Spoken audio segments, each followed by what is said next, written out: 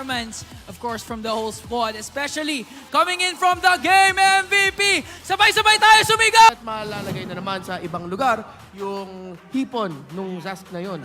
Pero naghintay lang yung Aurora, hinanap nila yung right timing nila. Kasi dahil dun sa mga early pressure na ginagawa ni Aqua. By the way, nung third turtle si Aqua naging one-man zone na yan.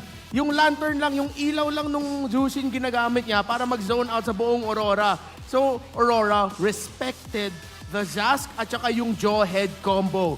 But one of the best things about the lineup of Aurora is that they have the Roger, they have the Arlott, and most importantly, yung Zask. Na eventually, yung RSG mararamdaman nila pag sabihin natin, hindi nila nakuha yung pick-off, kagad na hinahanap nila, yung play na ginawa nila, hindi nila nahuli yung Julian, hindi nila nahuli yung Roger, and of course the Zask.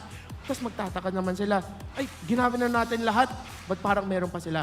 The longer extended team fights of the abilities of Aurora that allow them to play